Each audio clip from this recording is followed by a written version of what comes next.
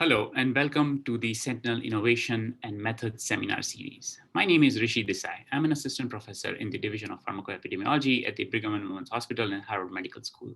I'll be moderating today's session. The US FDA Sentinel system helps address questions related to medication safety and effectiveness. The Sentinel Innovation Center focuses on developing innovative methods to further advance Sentinel by leveraging new sources, building new tools, and enhancing real-world evidence capabilities through advanced analytics. And Sentinel Operations Center focuses on supporting the FDA in the use of Sentinel Common Data Model and associated modular programs. Sentinel Operations Center also maintains FDA's Active Risk Identification and Analysis, or the ARIA system. We launched this webinar series to engage experts and innovators in key areas related to Innovation Center's master plan and Operations Center's methods work. With that, I'm very pleased to announce today's speakers, Dr. Tim Lash and Dr. Lindsay Collin. Dr. Lash is the O. Wayne Rollins Distinguished Professor of Epidemiology and Chair in the Department of Epidemiology at Emory University's Rawlings School of Public Health and Cancer Prevention and Control Program Leader at Emory's Winship Cancer Institute. His research focuses on predictive and prognostic markers of breast, prostate, and colorectal cancer recurrence. Dr. Lash's methodological interest focuses on developing and implementing methods to quantify the influence of systematic errors in epidemiologic research. His work is funded by various NIH institutes, including the National Cancer Institute and National Library of Medicine. He is the current editor-in-chief of the journal Epidemiology, which is a leading general interest epidemiology journal. And he has also co-authored foundational epidemiology textbooks, including the 4th edition of Modern Epidemiology and Applying Quantitative Bias Analysis to Epidemiologic Research. Dr. Collin earned her PhD in epidemiology from Rollins School of Public Health at Emory University. She is currently a postdoctoral fellow at Huntsman Cancer Institute in the Department of Population Health Sciences at University of Utah.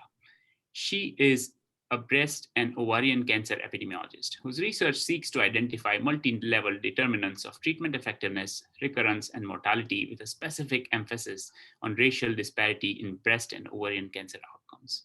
Her methodological interests include Bayesian statistics, quantitative bias analysis, and efficient design of validation studies. The title of their joint presentation today is Adaptive Validation Designs, Premise and Methods. Before we get started, I'd like to mention that all your lines are muted. If you'd like to pose a question, please type them into the Zoom question and answer feature. We will answer questions at the end of the session. Finally, this session is being recorded and will be made available through the Sentinel webpage, which can be found at sentinelinitiative.org.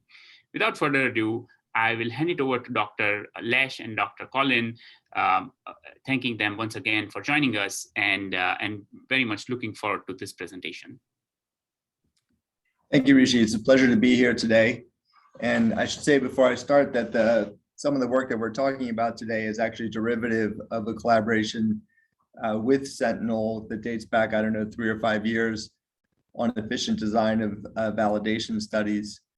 So it's nice to be back to talk about it. In the course of working with that, I one day was talking with Lindsay about these ideas, and she really is the one who has formalized them and really run with them. So it's a pleasure to be here. Next slide, Lindsay.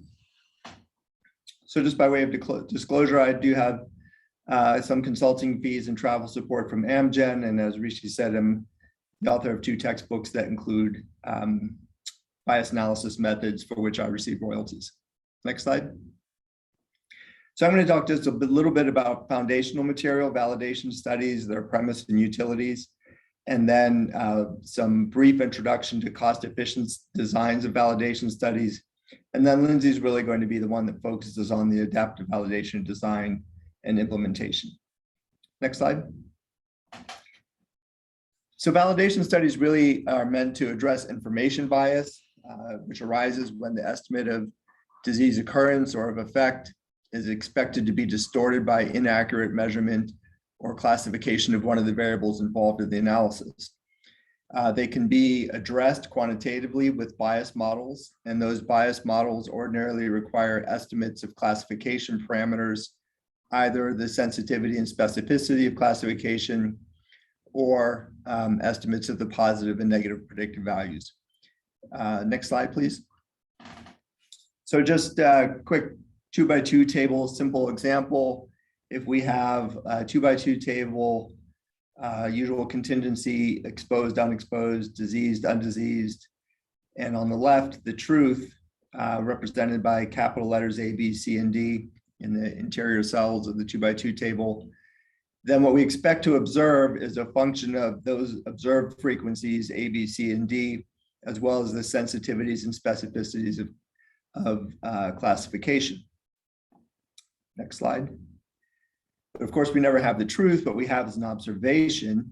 And so that's represented in the left-hand 2x2 table by lowercase a, b, c, and d. And what we want to do is recover the capital letters A, B, C, and D, which we can do using either positive and negative predictive values as shown here. Next slide. Next slide. Or we can recover capital A, B, C, and D using sensitivities and specificities. What we need in either case is a measurement of those classification parameters, positive and negative predictive values, sensitivities, and specificities. Predictive values we ordinarily measure in an internal validation study, and it's really the most common design for validation. Sensitivities and specificities can also be measured from an internal validation study, and they can be more readily transported from an external study as well. Either way, some validation work has to be conducted. Next slide. Next slide. So where do we find these? The internal sources are substudies and sometimes naturally occurring subpopulations of our source population. And if it's a substudy, then the investigator has to have a design to collect the information to validate the poorly measured variable. Go ahead, next slide. And the design of these validation studies are resource intensive. So you have to allocate study resources to validation. And that means allocating time, investigator and staff time, and money, the funds that are available to collect the data. And sometimes this requires a choice. And a choice is often more information on the study population, like including more people or more follow-up time, or better information. Better information requires allocating resources to the validation effort. Next slide. If one chooses the sub-study, an internal validation study, then inherent in that is some sampling strategy. If you had the gold standard measure on everyone, then you would just use the gold standard measure in the analysis. So it can only be available on a subset sort of by definition. And that validation in a subset requires sampling. And so it's really efficient sampling that is the core of the material that we're presenting today. And how that sampling is done affects both the precision of the estimated validation parameters, the predictive values, sensitivities, or specificities. And as you'll see, it can also affect which of those parameters can be validly estimated. Next slide. And an interesting thing is that despite the potential importance of this topic, it's really not something that we typically learn about in our training. This is publication of a little survey that Matt Fox and Lisa Bodner did on familiarity and comfort with validation study designs. This is a convenient sample of people who are willing to answer a survey that was let out on Twitter. Go ahead, next slide. And about 230 people completed the survey. These were all self-identified epidemiologists. 58% had completed their training and 42% were current students. Only about a third said that they had ever designed or implemented a study to validate measurement. So 1 out of 3 respondents to this survey. About the same proportion, only 1/3 said that their coursework and their training had 1/3 said that their coursework had included no information about validation study design. And only about half said that they were very or somewhat confident that they could design and implement a validation study. So as opposed to quite a lot of other data collection efforts in epidemiology, most epidemiologists are not really very familiar or comfortable with validation study design and implementation. Next slide. So this is just a simple hypothetical example. If we imagine a study population of 100,000 persons, 10,000 of them exposed, so 10%, and the risk in the exposed group of 0.009, and in the 90,000 unexposed persons, a risk of 0.003, so a risk difference of 0.006 and a risk ratio of 3. Let's imagine that's the truth. Next slide. And that's then misclassified with sensitivities of 0.6 and specificities of 0.9. So this non-differential misclassification of the exposure. Then what we expect to observe is the table on the right, and you can see the expected bias towards the null, both the risk difference and the risk ratio bias towards the null by the misclassification. And next slide, please. So you can see how we get that 81 is just a function of the observed frequency of 90 exposed cases times the sensitivity of 0.6, and the 270 frequency of unexposed cases times the complement of the specificity of 10%. So 27 plus 54 is the 81. Now we can use these tables to calculate what the predictive values are, and they're shown in the below for both the positive predictive value and the negative predictive value. You can see that the positive predictive value is better in cases than in non-cases, and that's because the prevalence of the exposure is higher in the cases than in the non-cases. The converse is true for the negative predictive value. And that's how we get the estimate of the positive predictive value. Next slide. Yeah, just finish this out. Now you can think about, well, if we wanted to validate exposure information, we would need to do some sampling. And the conventional, maybe the most tempting sampling strategy is just a simple random sample. So let's imagine that we take a 10% sample of the observed number of cases and a 10% random sample of the non-cases. Then these are the validation data that we would obtain. And what you can see on the right is that we get really perfect estimates of the sensitivity, specificity, positive and negative predictive value in the non-cases. The non-cases are in abundance, right? There's 8,973 unexposed and 991 exposed cases, persons in this 10% sample who were among the non-cases. But among the cases, there are only 36. That's a 10% sample of the 360 observed cases. And so what we get are very imprecise estimates of the sensitivity, specificity, positive and negative predictive value in the cases. And in fact, we don't get very good estimates of those classification parameters because people have to appear as integers, and the integers in such a small sample don't allow the proper estimate of the actual classification parameters. So there's some inaccuracy as well as substantial differences in the precision in the cases. You can look, for example, at the sensitivity, which should be 0.6 in both groups, and it has an interval 0.57 to 0.63 in the non-cases. We can't get 0.6 in the cases, and the interval is 0.24 to 0.84, and that's because it's based on so much smaller a sample size. So the simple random sample, although it will allow you to calculate all the classification parameters, ends up giving real problems and is inefficient. It's much larger sample size than we need to achieve the goals. Next slide. So what we do instead, one efficient strategy is to use what's called a balanced design. And what we do is we find the smallest number in the observed 2x2 table, which was the 81 exposed cases. And then we just take all 81 of the exposed cases and we take 81 of the other 3 combinations of exposure and outcome. And so you can see the marginal total in both cases and non-cases is 81.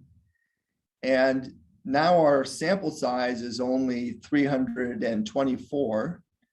And we can estimate the positive and negative predictive values in both cases and non-cases with good accuracy, reasonable precision, and a much smaller sample size. So this is a much more efficient validation study design. The price you pay is that because we have fixed the margins, we can't calculate the sensitivity and specificity, and that's why they are shown there in red. They can be computed, but they are not valid estimates because we have, by design, fixed the margins.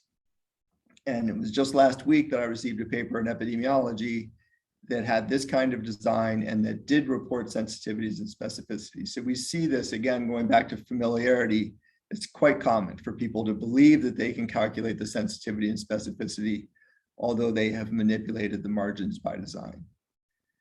Next slide. Now, an alternative is to sample based on the truth. Now, you would ordinarily not be able to sample on the truth. If we had the truth on everyone, then we wouldn't need the mismeasured variable. But if you had a naturally occurring subpopulation where the truth and the exposure was available on everyone, then you could sample based on the truth for the validation study.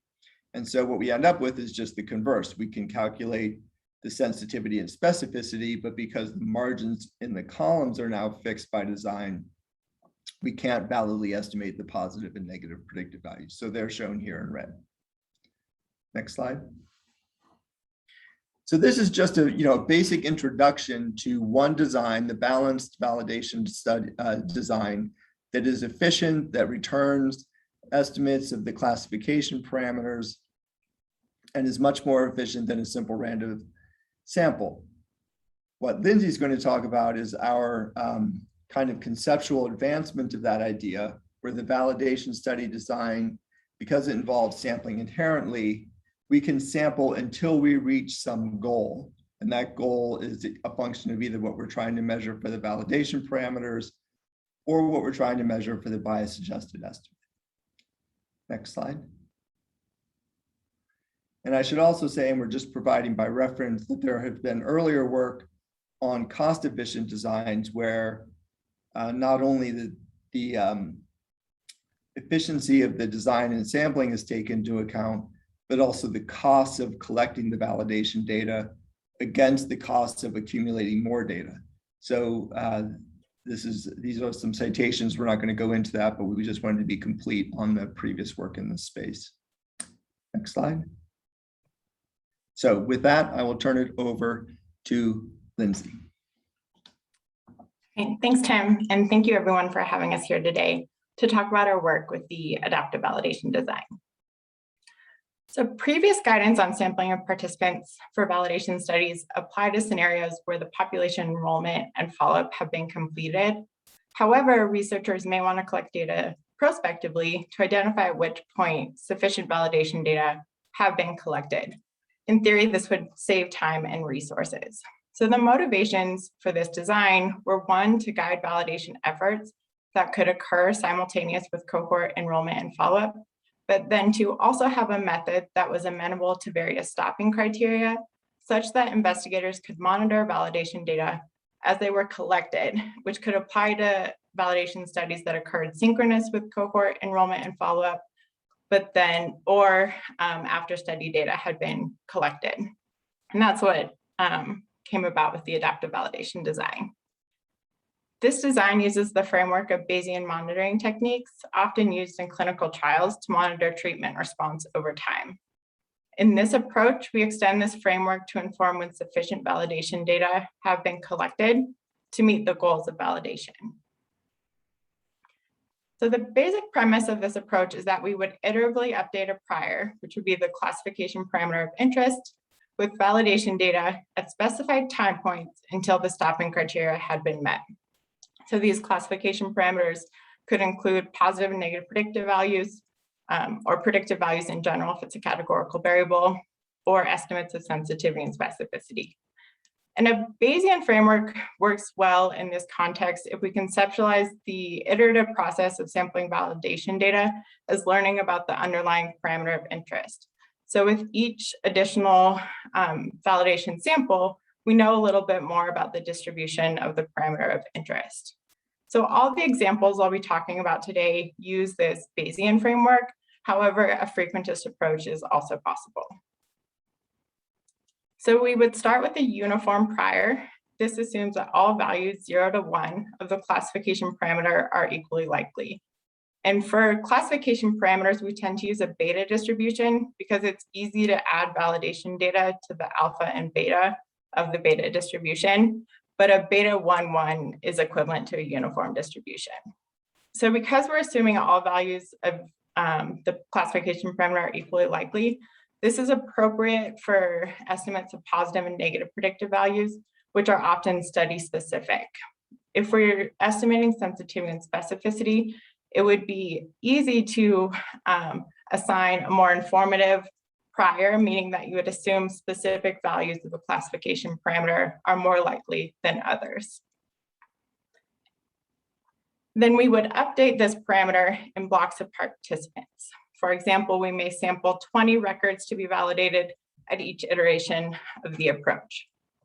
And this would be our observed classification data, where we compare the observed against the gold standard.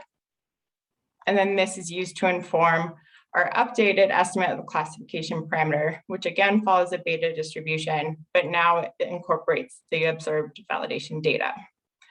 So the math for this is actually quite simple, which is nice.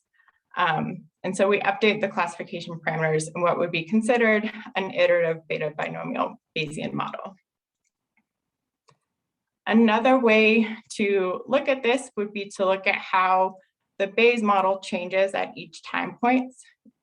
So here we start with the prior, which would be the uniform prior, assuming all values are equally likely. We then observe validation data at the first time point, and this informs the posterior at the first time point, which now incorporates the first iteration of validation data. This prior, or this posterior, then becomes the prior at the subsequent time interval. So this is the iterative aspect of the approach, which allows us to monitor the distribution of the classification parameter over time. So given that basic framework for the adaptive validation approach, one of the advantages of this method is that it's amenable to different stopping criteria. We recognize that the goals of validation can vary across study designs, and we will briefly discuss 3 examples that we've worked out thus far to date, and then we'll conclude with future directions and projects that we have in progress. So the 3 examples we'll talk about are stopping criteria based on the precision of the classification parameters, efficacy or futility of validation efforts, and then precision of the bias-adjusted estimate of association. So this first example is stopping based on precision of the classification parameters. To illustrate this example, we'll discuss colorectal cancer recurrence. I won't go into detail on the background of this, other than to say that colorectal cancer is a fairly common cancer with high survival rates. However, it also has a substantial risk of recurrence. However, population-based cancer registries do not typically collect information on recurrence, so algorithms to identify recurrence using multiple data streams have been developed. So our goals in this example are to use the adaptive validation design to model when sufficient validation data have been collected to validate colorectal cancer recurrences identified through an algorithm.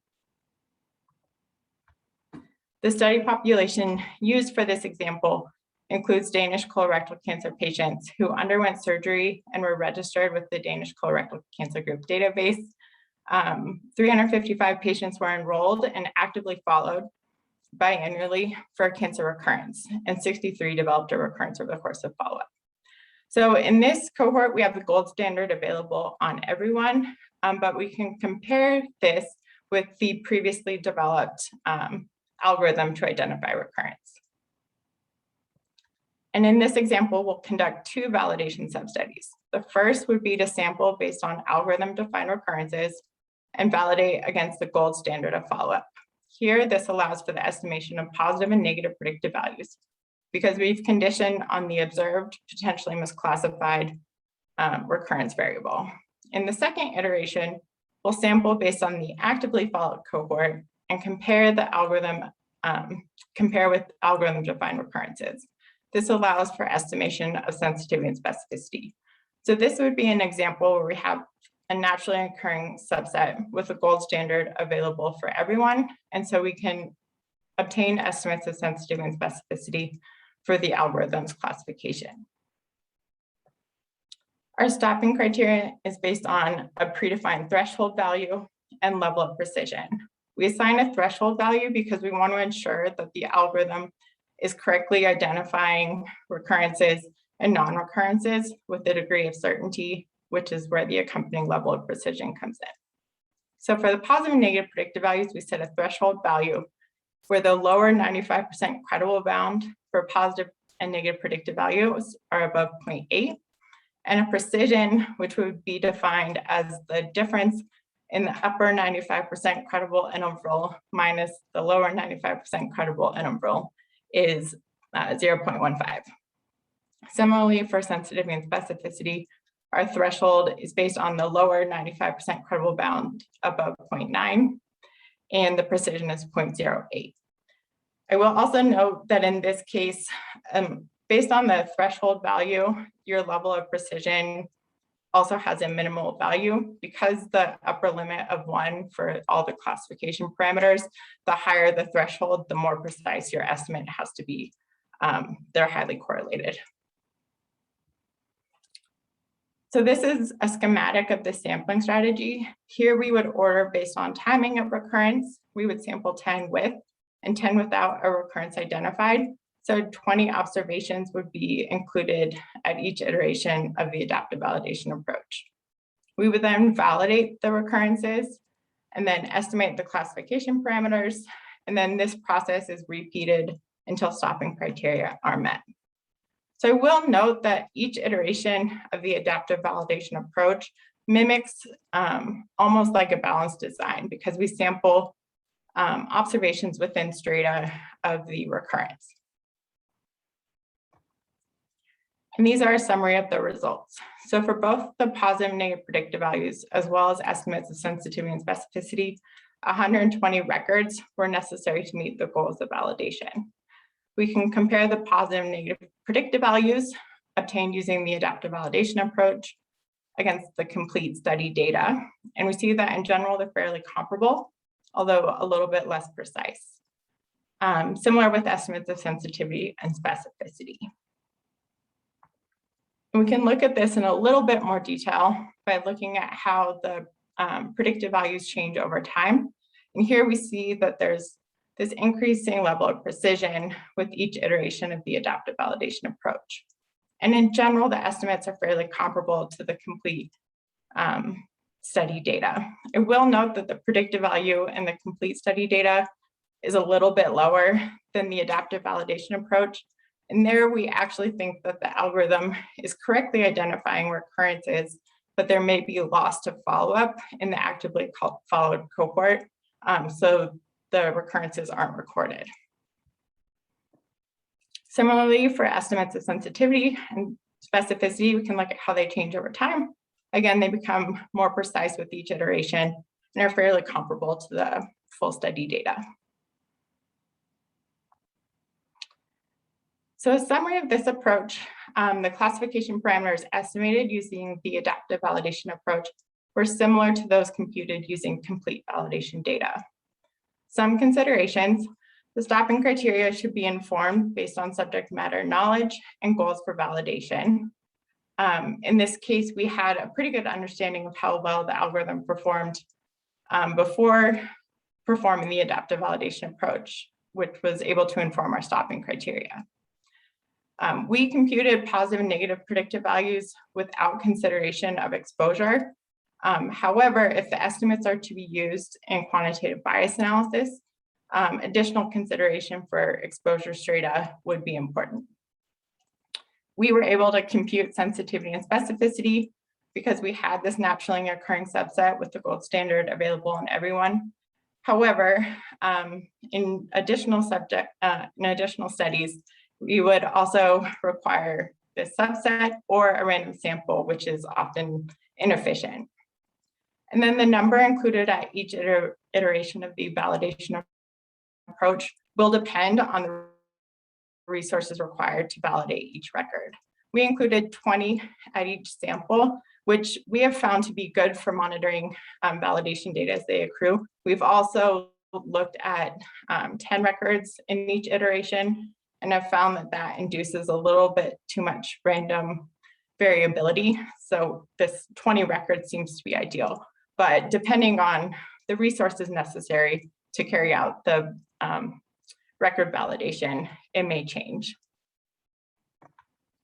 So in this next example, we'll show how we can use the adaptive validation design for stopping based on efficacy or futility of validation. In this example, we'll use the study of transition outcomes and gender cohort, which was established to understand long-term effects of hormone therapy and surgery on gender dysphoria, mental health, and chronic illnesses. It's an electronic healthcare record-based study of individuals identified from Kaiser Permanente health plans in Georgia, Northern California, and Southern California.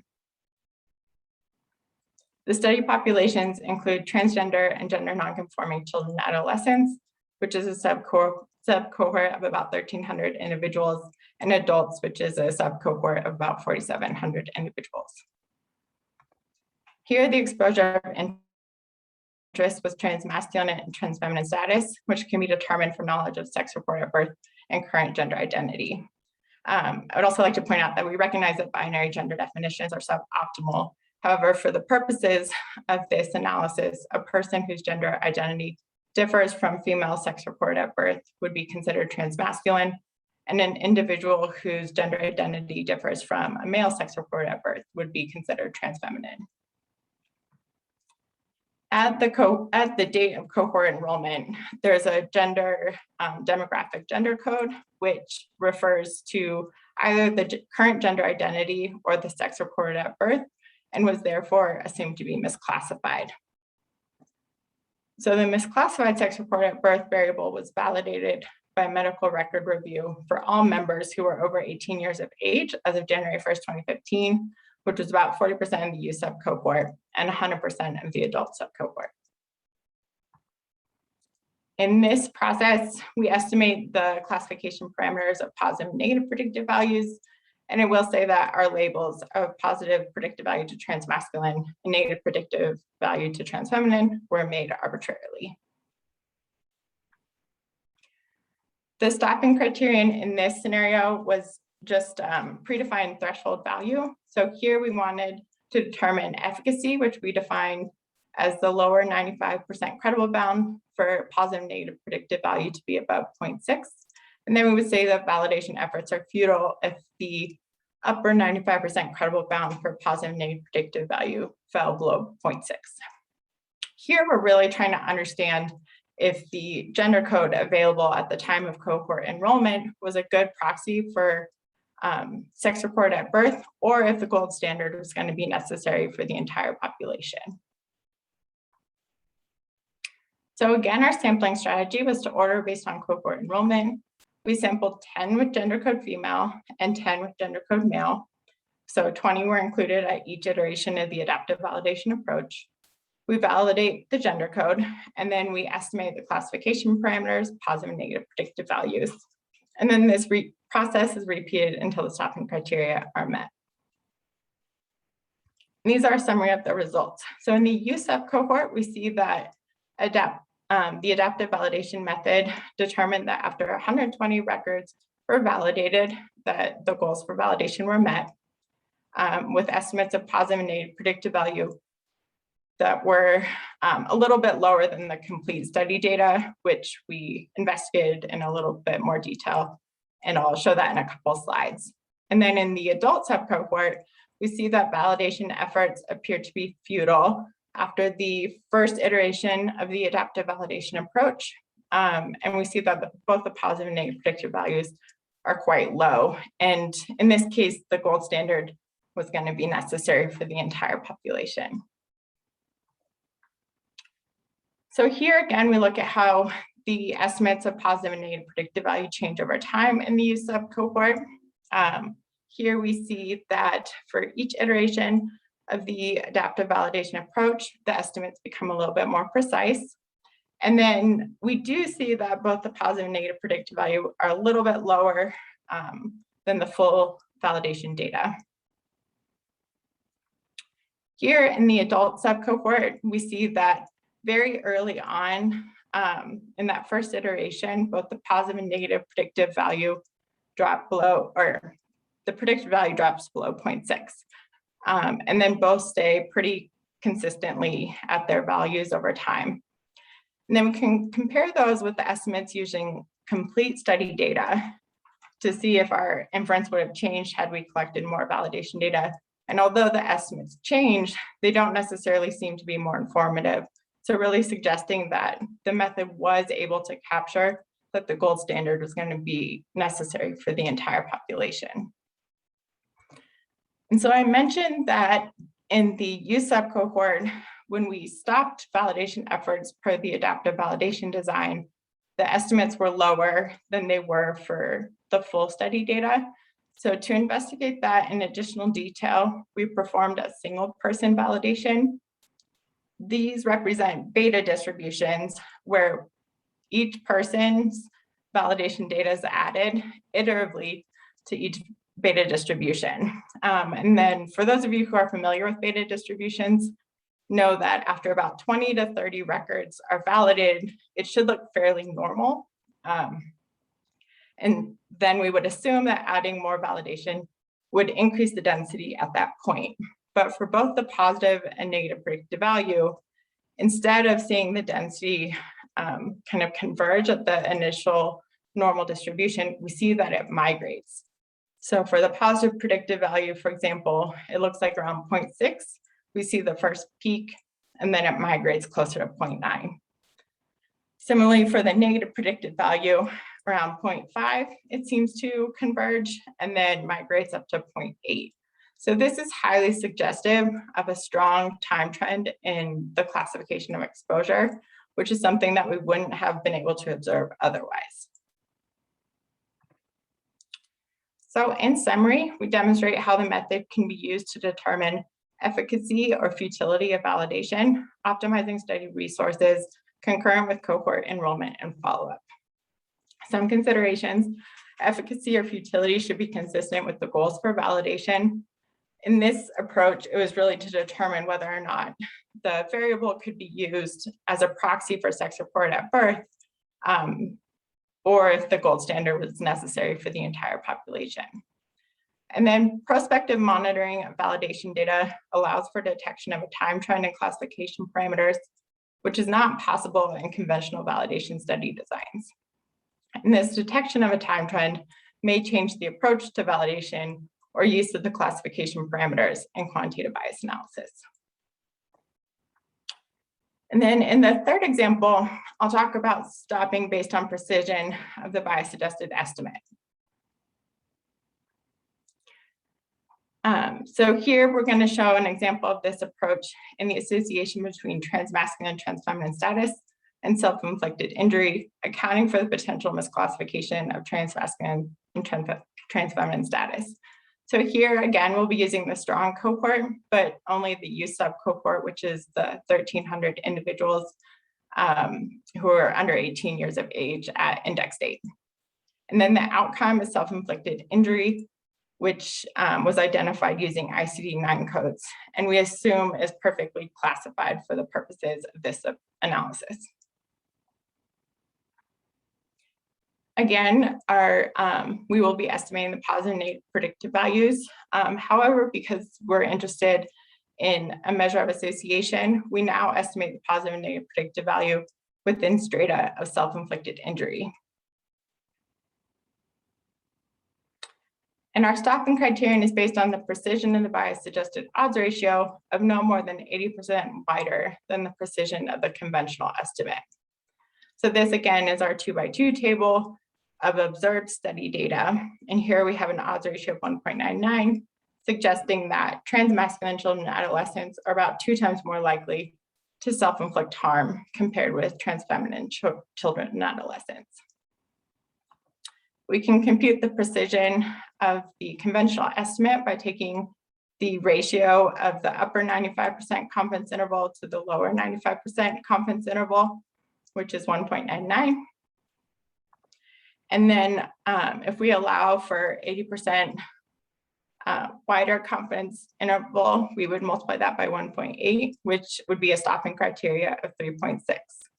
So in this example, we're basing this allowable decrease in precision by the study sample size as well as the conventional estimate.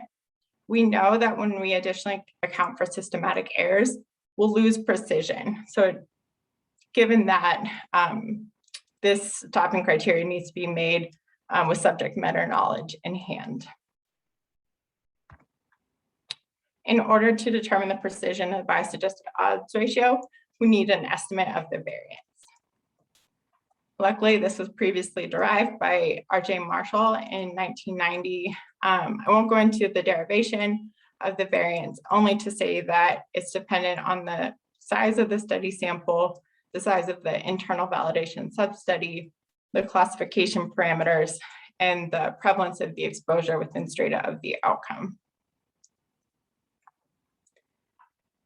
And again, this is our iterative sampling approach. We first sample 10 within each exposure and outcome category. We then validate the observed exposure with the gold standard measurement. We then estimate the updated classification parameters and precision of the bias-adjusted estimate. And then this process is repeated until the precision is met.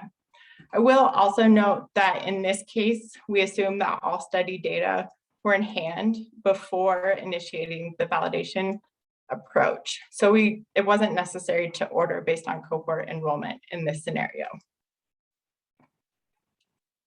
And again, these are a summary of our results. Here we see that the conventional estimate is an odds ratio of 1.99. Here we assume perfect classification of transmasculine and transfeminine status. In the adaptive validation approach, our bias-adjusted odds ratio is 1.4 with interval 0.8 to 2.5 and a precision of about 3.3. 117 records were necessary to meet the goals for validation. And we can compare these results to those obtained using complete study data. We see that the bias-adjusted odds ratio using 535 records was similarly 1.47 with interval 0.95 to 2.26 and was more precise with an estimate of 2.4. So although there was substantial increase in precision, I will also note that about 5 times the number of records were necessary for validation in this scenario. So the adaptive validation approach used considerably less records and obtained a very similar bias-adjusted odds ratio. We can compare the positive and negative predictive values obtained from the adaptive validation approach against the complete validation data, and I generally see that they're fairly comparable. Another way to look at how the precision changes over time is to look at the p-value functions. So here we have the conventional estimate, which is the red p-value function, and then the p-value functions for the bias-adjusted odds ratios at each iteration of the adaptive validation approach, as well as using complete study data. We see in general that all of the bias-adjusted odds ratios illustrate a bias away from the null. And then the p-value function for the adaptive validation approach, which is the purple one, is fairly comparable to the bias-adjusted odds ratio obtained using complete study data. So a summary of this approach, the bias-adjusted odds ratio computed with the adaptive validation approach was comparable to the bias-adjusted odds ratio obtained using complete validation data. Some considerations for this approach: defining acceptable levels of precision that will yield substantively meaningful results is an important consideration. And then we used a simple bias analysis to illustrate the method, but probabilistic bias analysis is often preferable to account for the uncertainty in the classification parameters, additionally adjust for confounders, and to account for random error. So with that, I'll go through some conclusions and future directions. In the first example, we illustrated how the adaptive validation design can be used simultaneous with cohort enrollment and follow-up to collect validation data until a desired threshold and precision is met. In example 2, we illustrated how the method can be used to determine efficacy or futility of validation, optimizing study resources concurrent with cohort enrollment and follow-up. In the third example, we kind of tied it all together with quantitative bias analysis to illustrate an approach for effective and efficient estimation of classification parameters as validation data accrue, with emphasis on the precision of the bias-adjusted estimate. And then some advantages of this method: the approach offers a validation substudy design suitable for scenarios in which validation data are collected in real time and applicable to any parent epidemiologic study. It allows researchers to carefully allocate fixed study resources when implementing validation studies amenable to different objectives for validation. And our method also outlines an approach to study design based on precision that can account for both random and systematic errors. So these are 3 projects that we're currently working on that we view as like the future directions for this method. So the first is the time trend and classification parameters. As outlined in example 2, within the time trend, we're trying to determine how you would detect a time trend and then how you would adapt your validation efforts to account for this time trend, and how to account for the time trend in quantitative bias analysis. And this is currently being led by a PhD student at Emory. In the second, we want to assess the probability that our inference will change if we stop validation efforts. So one of the advantages of this approach is that you can potentially stop validation earlier given these predefined stopping criteria, as well as monitoring validation data they accrue. But researchers will also want to know, would their inference change given the stopping criteria? And then lastly, methods to determine next best subgroup of validation. So because we're adaptively monitoring validation data as they accrue, can we also determine who would be the next subgroup, next best subgroup to be included in the validation efforts? And then finally, continued work to guide effective and efficient validation substudy design is an important consideration in epidemiology. I think we would like to thank our funding sources as well as collaborators who have helped with the methodologic development as well as provided study data. And happy to take any questions. Great. Thank you, Dr. Collin, Dr. Lash, for that terrific presentation. So just as a reminder, your lines are mute. So if you have any questions, please type them in the chat box, and I'll be happy to read them. We have been getting some questions, some activity in the Q&A box, and I will read the first question out to you, Dr. Collin or Dr. Lash, whoever wants to take it. So this one comes from Dr. Judy Marrow, who was wondering about any advice that you may have to offer for sampling non-cases in situations that are typical to Sentinel, which involves adverse event determination or validation after medication exposure. So she suggests that if there is no event observed, then there's nothing to sample on. So in those cases, what would be your advice with respect to sampling non-cases? Could an approach where sampling another event be of value, not the event that's being validated, but a separate event that's observed after medication exposure. So any advice you have to offer there would be very valuable. So I guess I'm maybe not clear on the design. Are we talking about like a self-controlled case series design where everyone is a case, it's a case only design, or case crossover design sort of thing?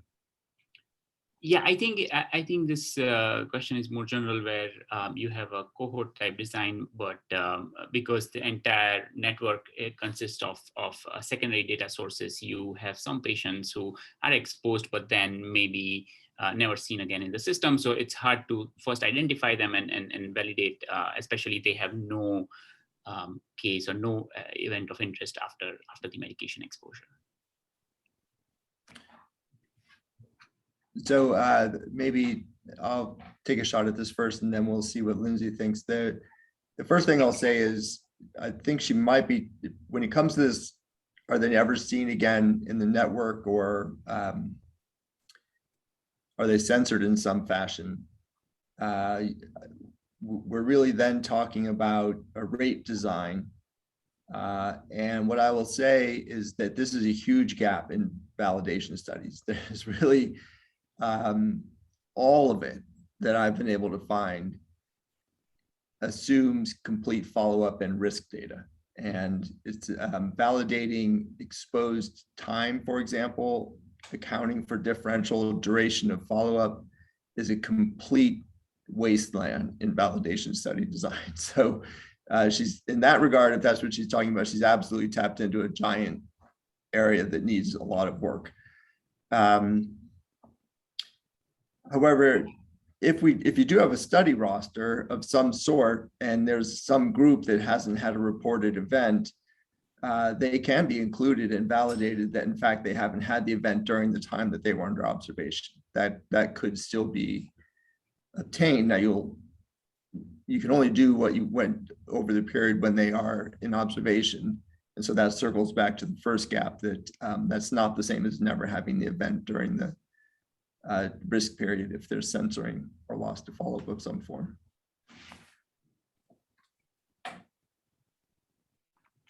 Lindsay, I don't know if you have anything to add.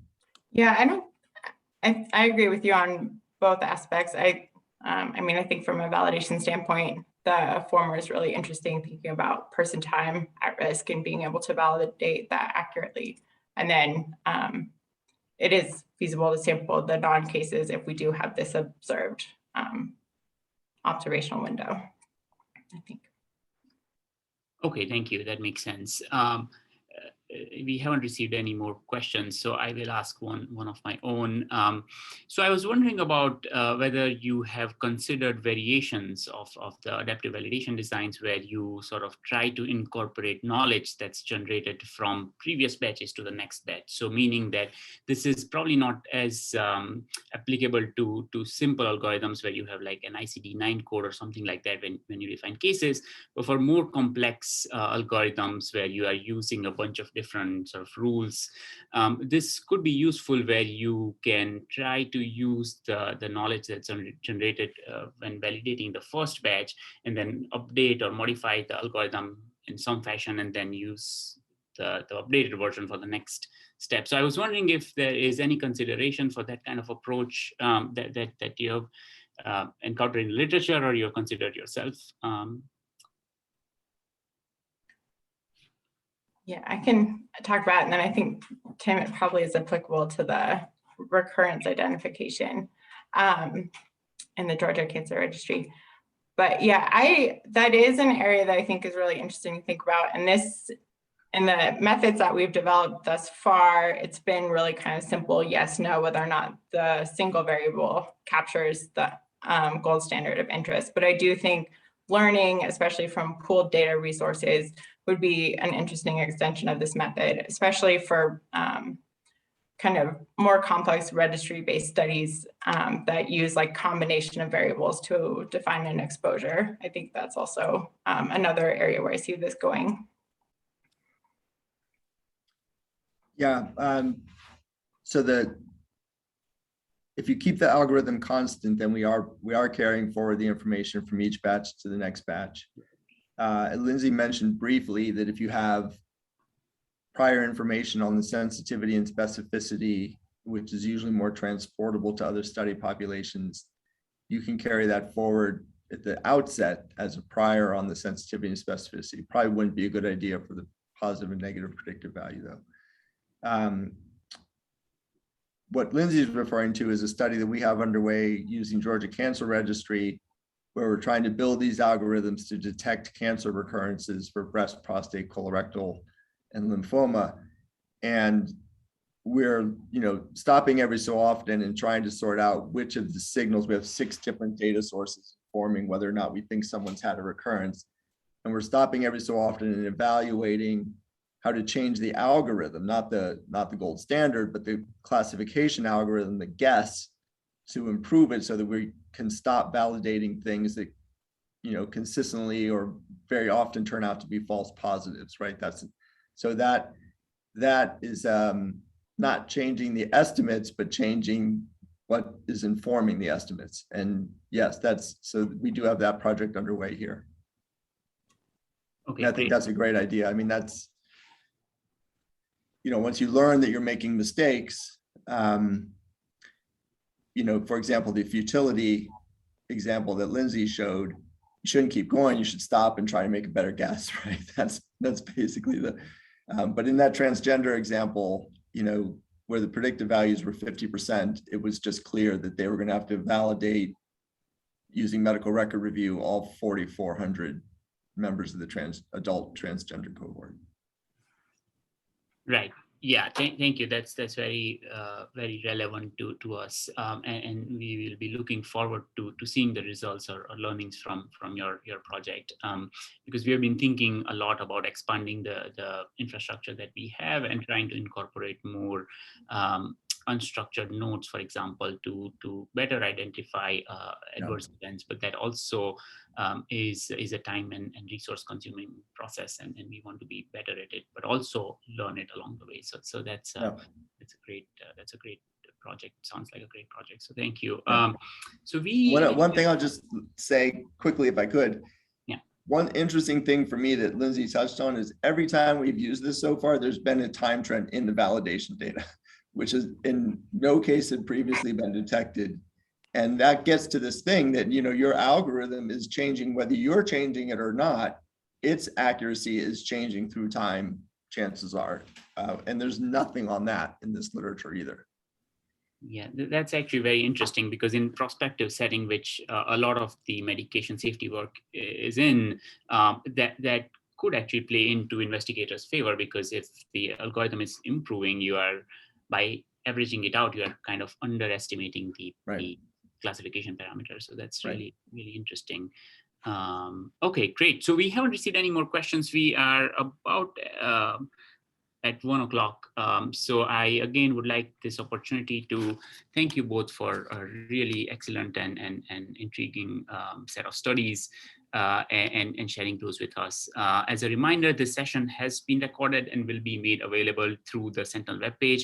You can also find details and registrations, link for future seminars on our website, which is sentinelinitiative.org. This concludes our session, and I again thank everybody for dialing in, and especially Dr. Collin, Dr. Lash for this great presentation. We hope to see you next time. Thank you. Thanks for having us. Thank you.